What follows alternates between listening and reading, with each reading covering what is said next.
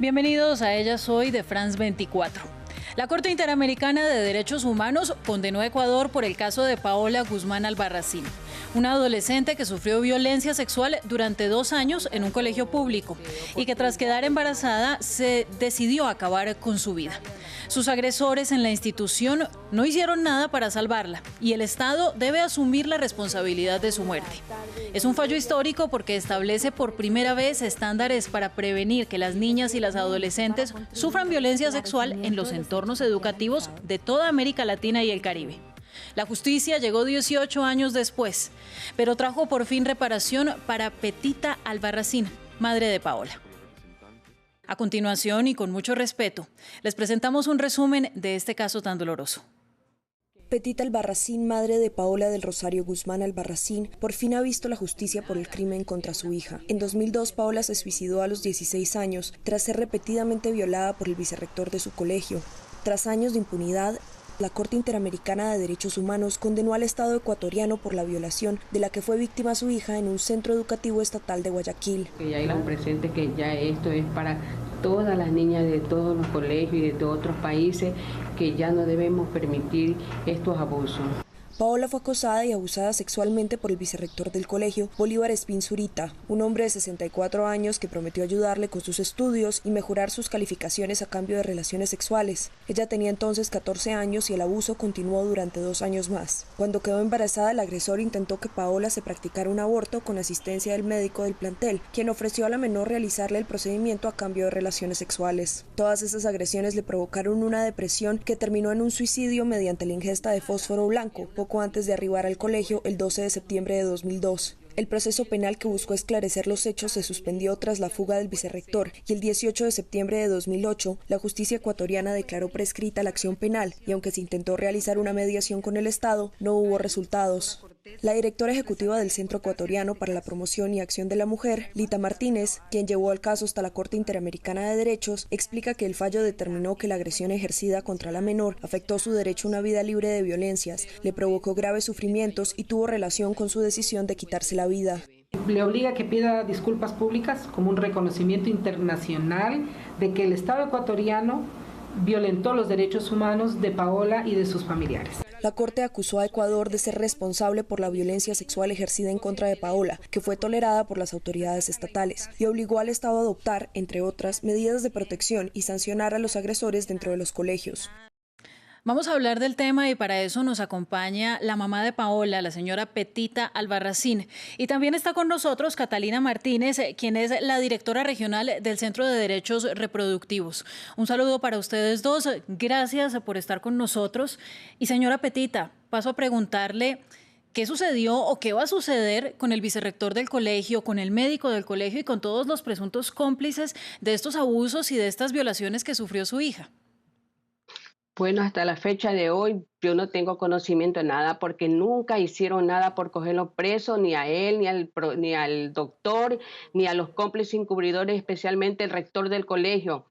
Lamentablemente en mi país no hicieron nada para que esto se haga justicia. Ellos están libres y felices, mientras que mi hija se murió y yo estoy sufriendo por esta muerte, tantos años y de lucha y sacrificio. Para ellos la libertad con este hombre no han hecho nada las autoridades de aquí de mi país. Catalina, esto sucedió en el colegio Bolívar Espín Zurita. ¿Usted sabe qué cambios ha podido aplicar hasta el momento la institución para proteger a las niñas o han sido 18 años no solamente de impunidad, sino en los que esta institución no ha tomado el ejemplo de lo que sucedió? Han sido 18 años en donde efectivamente podemos ver que el Estado de Ecuador ha tomado algunas medidas para avanzar en la protección, atención y prevención de la violencia sexual, pero no ha sido suficiente. Entonces, precisamente esta sentencia de la Corte Interamericana de Derechos Humanos es tan importante porque la Corte, como responsabiliza al Estado precisamente de no haber prevenido este tipo de violencia, Colombia, le ordena al Estado de Ecuador que permee toda su institucionalidad educativa de herramientas para que este tipo de violencia pueda ser atendida, prevenida y bueno, y sobre todo para educar tanto a alumnas, alumnos, profesores y profesoras frente a los temas más relevantes de la violencia sexual y de la educación sexual y reproductiva. Eso es la parte institucional. Pero, señora Petita, también está la parte humana, la parte familiar,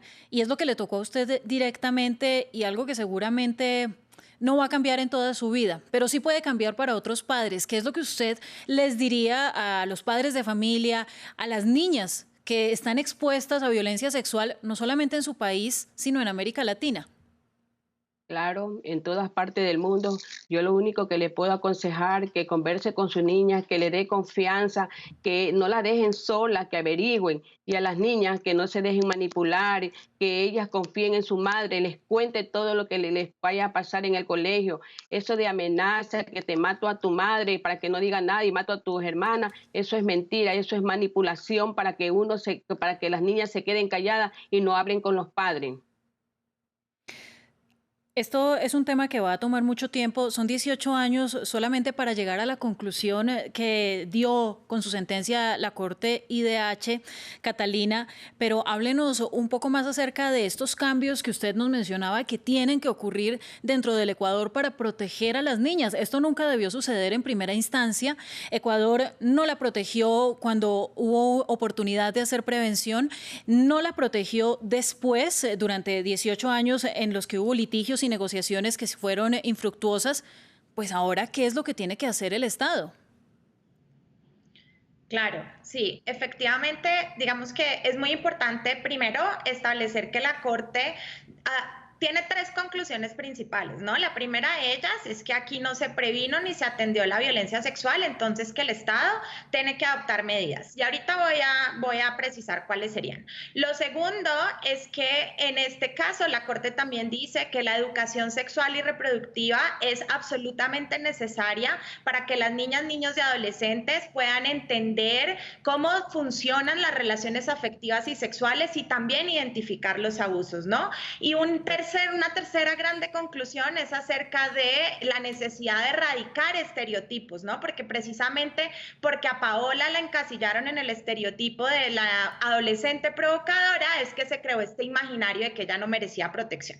Entonces, teniendo en cuenta que estos son tres grandes conclusiones, la Corte le dice al Estado que tiene que específicamente tomar medidas para, primero, tener información estadística actualizada sobre las situaciones de violencia sexual contra niñas y adolescentes en el ámbito educativo, tomar medidas para la detección de casos de violencia sexual contra niñas y niños en el ámbito y para promover su denuncia. Tercero, establecer capacitaciones a personal del ámbito educativo respecto al abordaje y prevención precisamente de estas situaciones de violencia sexual. Y finalmente, el Estado tiene que adoptar políticas públicas para la provisión de orientación, asistencia y atención a las víctimas de esta violencia en el ámbito educativo y a sus familiares. Y ya para hacerle la última pregunta, Catalina, comencé hablándole a la señora Petita de estos agresores directos de Paola, los primeros responsables. ¿Podremos ver en un futuro próximo que Ecuador tome cartas en el asunto? Porque esto no solamente lamentablemente le pasó a Paola, sino que en general los autores de crímenes de violencia contra la mujer en la mayoría de oportunidades salen impunes, no pagan castigo, no pagan pena, muchas veces porque prescriben los casos, como sucedió con ustedes hace algunos años, o porque el Estado no se esfuerza porque las pruebas sean puestas ante la ley. De acuerdo. Bueno, yo quiero rescatar primero un tema frente a la justicia internacional y es que esta es una justicia de una naturaleza diferente en el sentido en el que aquí finalmente quien resulta responsable de toda esta vulneración de derechos humanos no es un individuo, no es la persona que efectivamente ejerció la violencia en este caso, sino el Estado como un todo que no hizo nada para que este tipo de violencia no existiera, ¿no? Entonces, primero, el agresor fue un funcionario público, segundo, fue en una institución educativa pública en donde se toleró y perpetuó este tipo de violencia, y tercero, pues el aparato judicial no funcionó en ninguna etapa del proceso. Entonces, acá sí tenemos justicia porque es un Estado que está respondiendo por todos estos hechos y tiene que responder de una manera muy estructural, ¿no? Primero, tomando medidas de política pública que cambien estructuralmente la situación y que nos permitan que estos hechos no vuelvan a repetirse. Y segundo, precisamente con una reparación integral, no solo para doña Petita, sino también con medidas simbólicas que permitan explicarle a la sociedad qué fue lo que pasó en este caso, por qué es inaceptable y qué medidas el Estado está tomando. Ahora, específicamente frente a los responsables de estos hechos, si bien esto no es algo que la Corte ordena específicamente, pues nosotras sí esperamos que en el proceso de implementación de esta decisión el Estado nos haga una propuesta frente a cómo va a reaccionar desde el ámbito de la justicia, así sea efectivamente hacer un informe público en donde se esclarezca qué fue lo que pasó aquí y se honre la memoria de Paola. Sí, justamente, señora Petita, han sido 18 años de lucha, de defender la honra de su hija, porque también se dijeron conceptos equivocados sobre lo que realmente pasó con ella.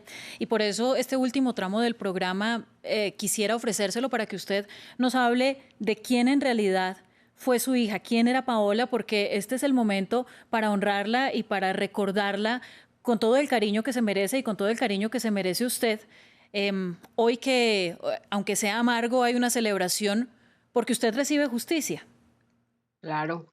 Bueno, yo no me podía quedar callada, yo tenía que luchar y hablar por mi hija, porque yo conocí a mi hija, porque ella era una niña tranquila, alegre en su hogar, pero toda la familia no le faltó el amor, el cariño, y lo que le pasó en el colegio. En todo el colegio le pasó, yo nunca llegué a saber nada, yo confié en un colegio femenino, yo confié que mi hija la iban a cuidar, que la iban a dar todo el respeto, todo y el amor, pero no, fue al contrario, que encontró un monstruo. Pero mi hija era una niña tranquila, era una niña feliz, que en el hogar humilde, aunque sea, pero no le faltó el amor, el cariño de toda la familia. Señora Petita, gracias a usted. Catalina, gracias también por sus explicaciones sobre todas las implicaciones de este caso. Muchísimo respeto para ustedes, mucho agradecimiento por tomarse el espacio para hablar de estos temas tan difíciles y tan personales. Y seguimos en France 24. Quédense con nosotros. Gracias.